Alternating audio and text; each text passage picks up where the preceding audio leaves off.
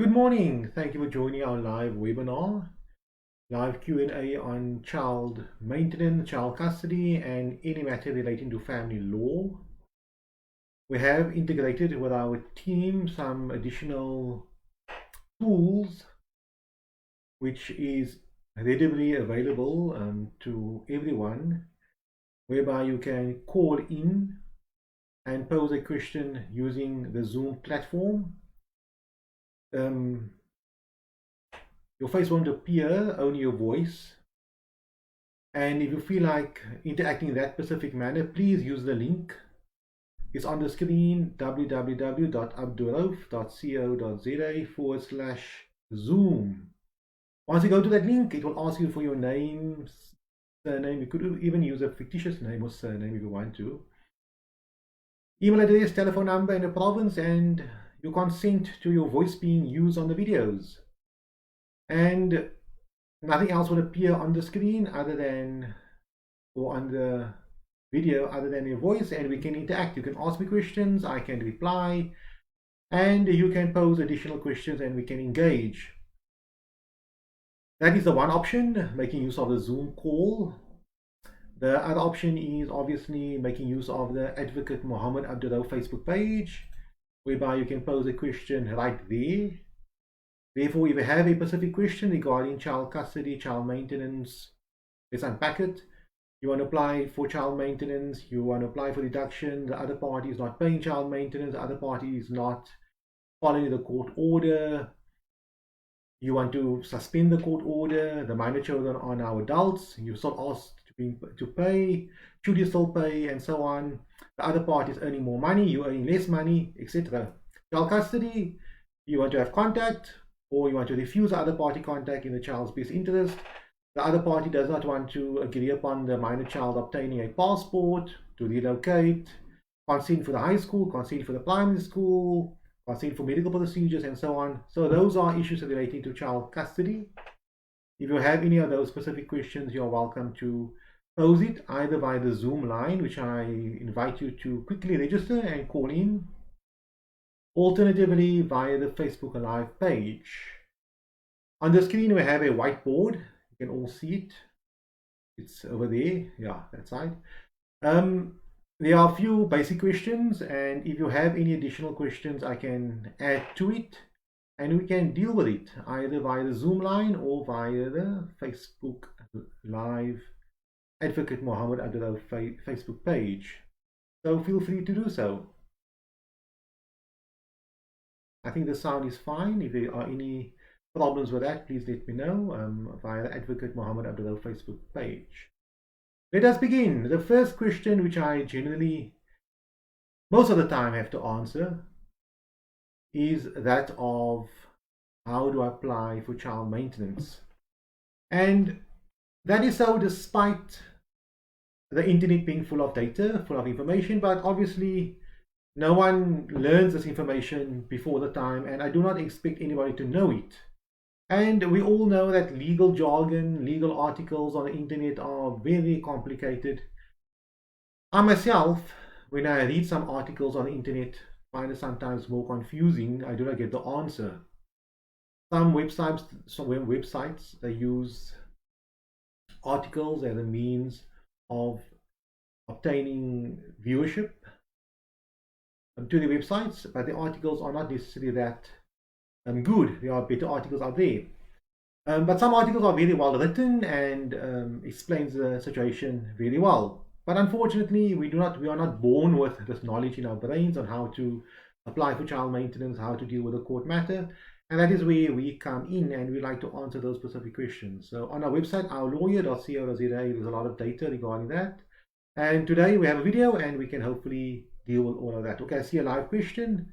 I will deal with that shortly after I deal with the question 1 on the whiteboard on how to apply for child maintenance. So there are two scenarios that applies. One would be where the parties are separated and they are not married, and you would like to apply for a child maintenance order, or you are married and the parties are separated. And I'll deal with both scenarios. If you are not married to the other party, the only option you basically have is to approach the maintenance court in the area where either you as a primary caregiver resides or where you as a primary caregiver works. So that's really important to note. There has been amendments to the Act whereby in the past you could have only applied to the maintenance court where you reside. And now you can apply to the maintenance court where you work, which is great. You do not have to travel very far, and most of the time you do not have to take the entire day off for work purposes. So that is wonderful. So if you do not know where your maintenance court is, I advise everyone, and I do it all the time on my blogs and online, and if people contact us, I advise them go to your local police station and ask the police officer there, where is my maintenance court? I'll use Cape Town as an example. You might live in the Wynberg area of jurisdiction, in the greater Wynberg area, but the maintenance court that you have to, attend might be in Athlone Bura Center. It might be at Wynberg Court. So there might be a satellite maintenance court trying to assist people in the various smaller suburbs, but the main maintenance court or the main court could be the one, for example, in our case would be the Wynberg Court. Nonetheless, ask your police officer or the police station where your maintenance court is. Go there, complete a maintenance application form, a Form A, and that will basically start the maintenance process. But before you approach a maintenance court, go prepared. Don't just go there. And I don't like saying this from a victim mentality point of view. The father or the mother not paying maintenance. The court will feel sorry for me. Those maintenance officers are working there maybe for 10, 20 years, and they've been through the role. So you, this someone else coming there with a maintenance complaint, if your application is not well formulated, well drafted, and so on, then obviously it won't be to your advantage, no matter how sorry anybody feels for you. If you require 100 rand maintenance, I'm using a silly example, you require 100 rand maintenance, but your paperwork is messed up and you cannot even justify, sorry for my bad English, you cannot justify 100 rand.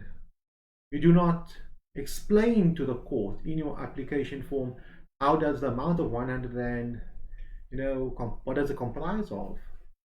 Or for argument's sake, you ask for, your income is maybe 1,000 rand per month, but when you complete your maintenance application form, you outline expenditures of over 10,000 rand per month. It doesn't make logical sense. How could you have survived? Or you complete expenditure, or you insert expenditure which you incur on a yearly basis, for example, TV license, car licensing, etc., but you stipulate it on your maintenance application form as a monthly expense, which is obviously confusing and causes bigger problems in the long run. Therefore, go to the maintenance court and ensure that you have done your preparation, you have worked out exactly what you cost to survive, how much your income is, and how much the minor children cost per month. And you unpacked it. If there's 5 children, you have to work out this child costs so much, this child costs so much, etc., and so on. You go there prepared and you complete the maintenance application form properly, because you do not want to have problems later. So that's my quick advice on how to apply for child maintenance. We have a live question. Let me first deal with that before I deal with the other scenario. If the parties are married, let me get to that.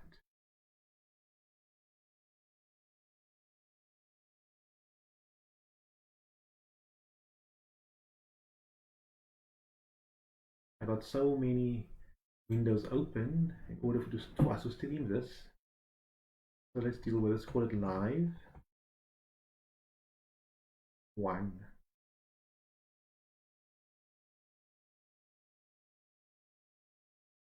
Okay, there it is. I hope you can see it. The question goes as follows. Hi, advocate. I would like to know which route should I take for wrongful arrest. I'm in the Free State. So this doesn't obviously not deal with the issue concerning child custody, but I would entertain it. I'm always happy to advise people, and that's why they're coming to us. And you are welcome to pose any question regarding child maintenance or child custody or family law as well. And as well, as I mentioned earlier on, you can make use of the Zoom line. Register, you'll be emailed a Zoom link and we can start chatting online. Alternatively, pose a question.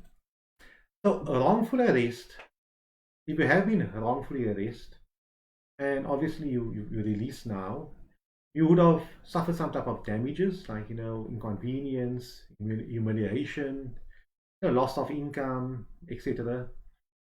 And no one should be wrongfully arrested. It's not right. There's no justification for that because it's wrongful. Your recourse would be to institute an action against the Minister of Police for wrongful arrest because police officers are agents of the Minister of Police. So that's the long and the short of it. You'll obviously want to get some assistance from professionals to work out exactly how do we work out a quantum, an amount for the pain and suffering, inconvenience, the loss of income, etc. And we take it from there. Because you're taking the state to court, you need to first send them a letter of demand in terms of the legislation and send it to them. They'll have a chance to respond and to look into it. And if they do not come to an agreement or try to settle the matter, you have no obligation, you have no other option but to sue them, summons the Minister of Police to court for the damages which you have suffered. I hope that answered that specific question. I see another live question. I will deal with that in a moment. Let me first deal with question 1, which I've started with. The other scenario regarding claiming child maintenance would be the parties are married and they are getting divorced. And through the divorce process, the divorce court can make a maintenance order against your spouse. Either you can claim personal maintenance. For example, if you were a housewife and you've stopped working because you got married, you looked after the home, the other party, the husband went out to go work, but now you're much older, you're not marketable, it will be hard for you to get a job, and so on, and you can claim personal maintenance, but we're dealing with child maintenance. Then, regarding child maintenance, the divorce court can deal with the matter. You will deal with it as any other maintenance inquiry. The court will have to listen to evidence and come to a conclusion on what is a fair amount of maintenance to pay. I think that deals with question number 1, but let me first deal with the next live question because that is why we are here today, to answer your questions and not for me to speak all the time, not dealing with anybody's specific problem.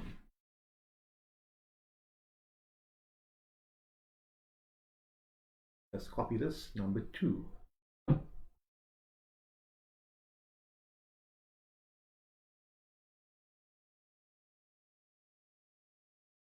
And just a reminder again, the Zoom line is still open if you have a Zoom question. I presume many people would not want to engage orally. I fully understand that, but it's always available if you wish to engage with me. Question number 2. Good day, sir. My child's father has, open brackets, after a year of not paying maintenance, close brackets, pleaded guilty in the criminal case. There's a court order in place. So he was in violation of a maintenance order. They took him to the criminal courts, laid a criminal complaint for non-compliance with the maintenance order, which is a crime. And he pleaded guilty. Sentencing is 14 April. He owes me over 100,000 in arrear maintenance. My question is, can I apply for a warrant for execution now already? Or must I wait for the sentencing? He owes you the money, so you shouldn't wait for the sentencing. He was found guilty. He owes you the money and the money is due and payable. You are welcome to approach the maintenance court, asking them to execute. Maybe because they found him guilty and the sentencing is in 2 weeks' time, basically, I see no harm maybe in this waiting until the 14th But I can see no reason why the court cannot execute. On a question like that, generally, if somebody pleads guilty, the person would usually pay the amount of money owing. So, long story short, bottom line is you can now already execute, approach a maintenance court. If they have a good reason to say, let's wait first for the finalization of this case, that's something you'll have to wait for. But the 14th of February is in 2 weeks' time, of April is in 2 weeks' time. Not much would happen from now until then, considering the long weekend. But in law, my legal answer would be, unless there are other reasons why the court may not, how can I say now, the court might order something else as well. You are welcome and you should be able to now already execute your maintenance order for the amount. I hope that answers your specific question. If you have any additional questions on those questions, feel free to pose it again and I will try my best to answer it. Okay, I see another question coming in there, and before I deal with that question, let me first deal with question number 2 on the screen on our whiteboard. And if you have any additional questions, feel free to pose it and I'll deal with them as well. How do I reduce the amount of child maintenance? Okay, so there'll be two scenarios. One scenario would be there is a maintenance order in place. The other scenario would be there is no maintenance order in place.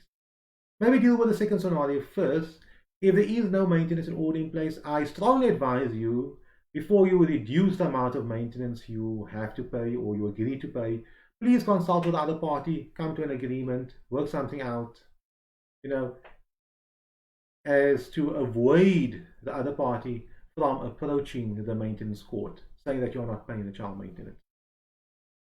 Come to an agreement. If there's no maintenance order in place, try to stay away from the maintenance courts. My advice to you is it's agonizing in the sense of for the parties, because now they'll have to fight with each other, they have to appear in court a few times, take time off work, etc. So it's not a nice experience if the parties can come to an agreement.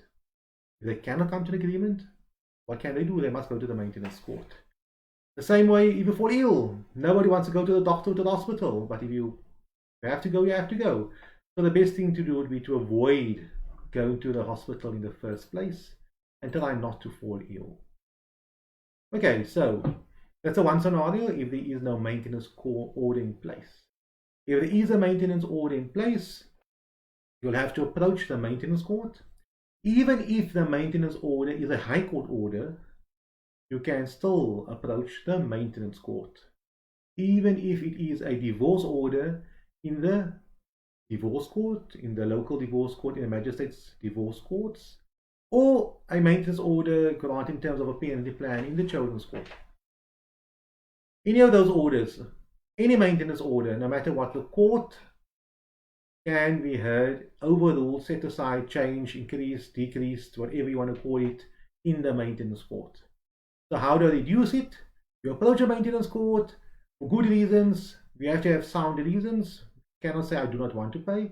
But the general reasons would be, number one, I can no longer afford to pay because I lost my job, I do not have income, I don't have assets to supplement the maintenance, etc. Alternatively, you can say it's unfair, the other party now earn much more money, therefore it's unfair that I spend 50% of my income on child maintenance, but the other party, because he or she now earned a lot much more money, only has to spend not 50%, maybe 10% of his or her income.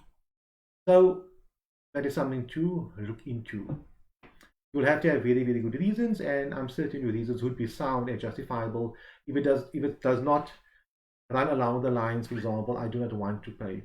Another good reason could be that the child is old enough, or the child is earning a living, self-supporting, and there's no need for me to pay maintenance with the other parent.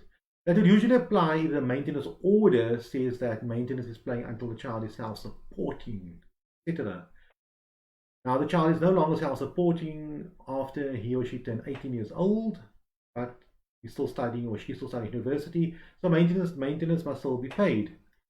But once the child is self-supporting, maintenance should come to an end. So I hope that answers that question 2, or I unpacked it well enough. We have another live question via the Facebook live platform. Let me copy it in. And I'll say it one more time, please make use of the Zoom if you want to interact with me. or constructively. Register, and an email will be sent to you with a Zoom link. You click on the link, automatically you should be online. Let's go to this. Let's make this number 3. Okay.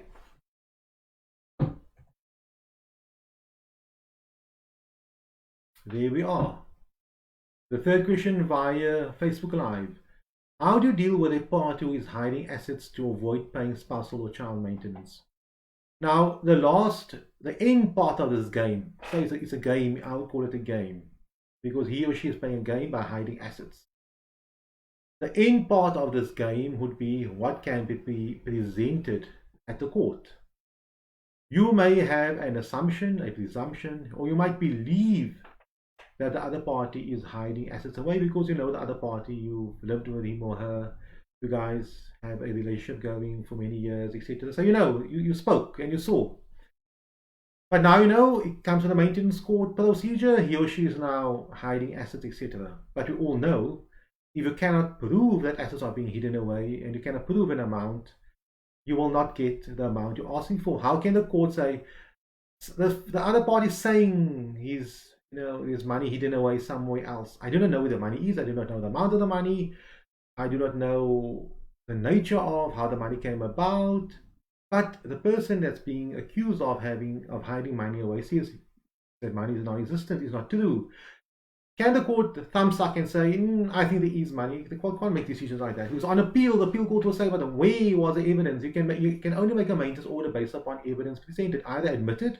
The one party says, I agree that I have so much money and I'm happy with the order, or proven, whereby the one party can say, I have proof, I can clearly see. There's 10 houses registered on this person's name. The person says he owns no homes, but it's registered on his name. I got bank statements saying there's so much money, but the other party says there is no money. There are no money. Be that as it may, you need to prove it. Now the question is, how do I deal with a party who is hiding assets to avoid paying spousal maintenance? One way of dealing with that matter, and the way I would say is the best way to deal with this matter, is you need to do your own preparation, your own research, your own investigation. You cannot cross-examine a witness without any basis to cross-examine him or her. What I'm trying to say over here is, if you are making an allegation there is money hidden away, there are assets hidden away, you need to determine where they are. You need to know what the nature of the assets are, etc.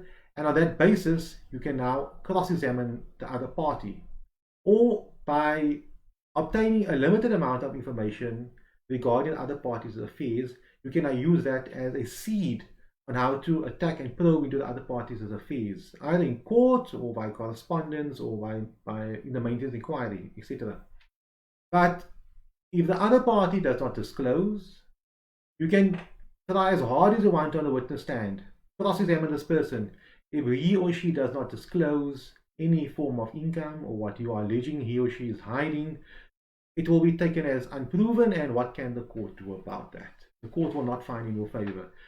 My answer would be, do not focus on that. Spend time outside the courtroom getting your answers. If you really cannot prove it, then you should just leave it. If you really cannot prove it and you know the other party will refute it. Same way if somebody says your client has R1 million hidden in an offshore bank account, you're making that allegation.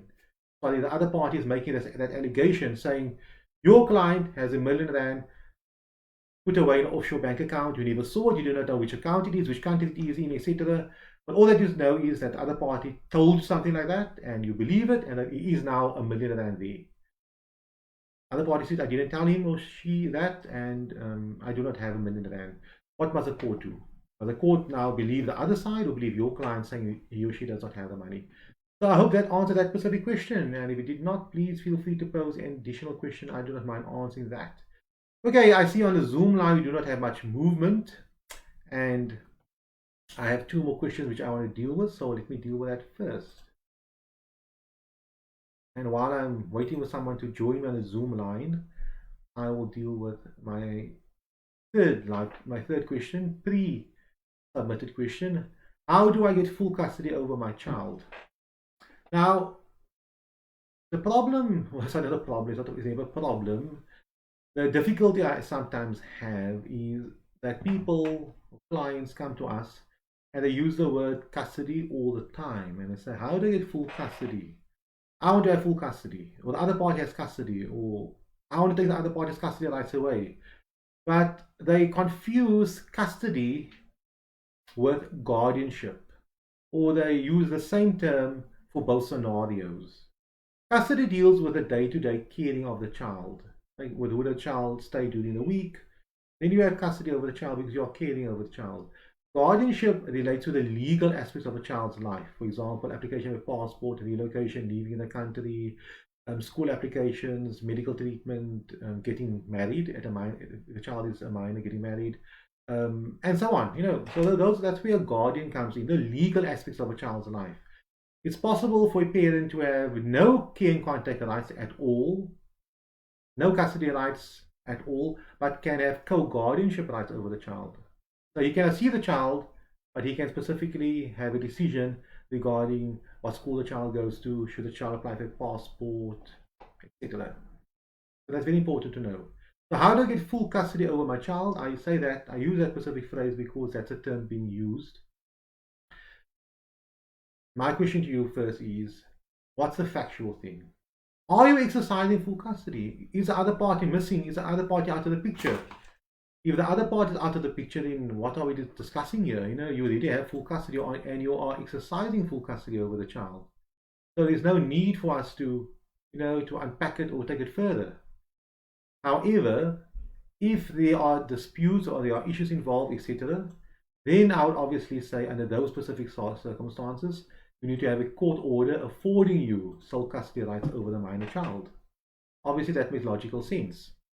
So the long and the short of the matter is, unpack what your rights are at present, what the issues are, and then find out exactly what do you want. Do I want to have a sole say regarding the schooling, but I have no problem with the other party having contact rights with the child? Or do I want the other party to have no rights, no contact rights, no authority, no say over the child's life? And then we're dealing with guardianship rights. The screen is a bit messed up over here. Let's fix it a bit. I don't know what happened there. These things happen. I just hope you can see. So there, that should be fine. Okay, it's much better.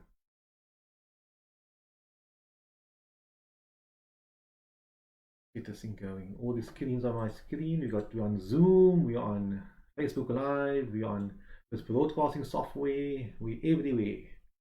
Okay, the fourth question. Oh, sorry, I cannot deal with the fourth question yet because I have another live question. Let me first deal with that. Get some space on the screen.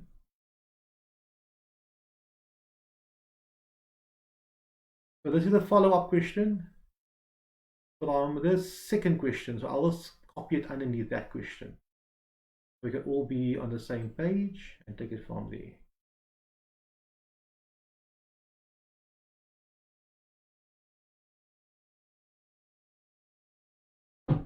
Question number 2 pose the first question, and question number 2 pose an additional question. So let's make this one, I think just 2.1. Maybe it's better to do it that way.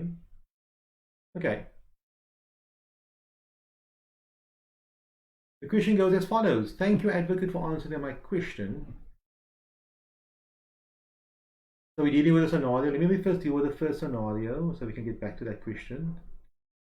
Dealing with the sentencing where the father pleaded guilty.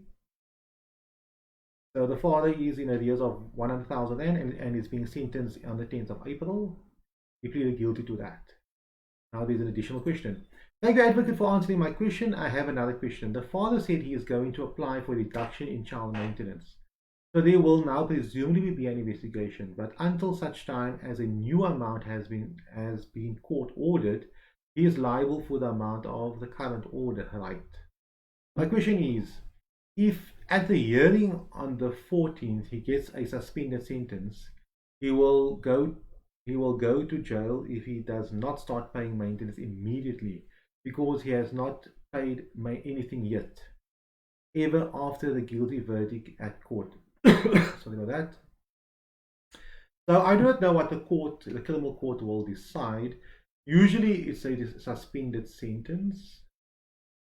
Alternatively, the court can just find him guilty, give him a suspended sentence, stating that if he is ever found guilty again within a certain amount of time, then the suspended part of the sentence will kick in with the next sentence. I do not know if the court will make an order that he must pay the amount of money. If he does not pay the amount of money, then he will go to jail. So I do not know that if that's the type of court order the court will make. The same way, if somebody steals money and they find him guilty, they do not say they do not give him a suspended sentence and say first pay the amount of money back.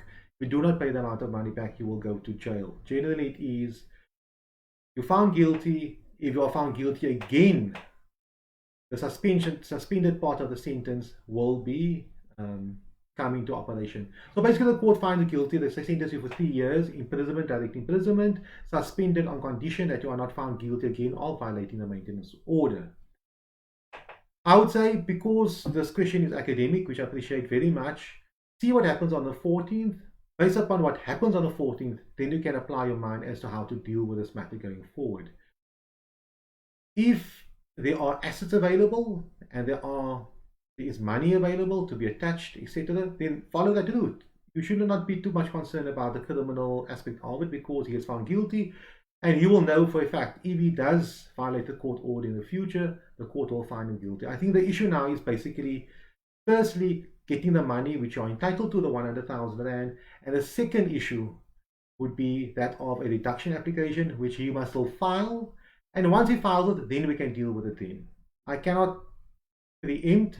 Obviously, if he cannot afford to pay it, he can afford to pay it. If he can afford to pay it, he can afford to pay it, and the court will make the relevant order in that specific regard.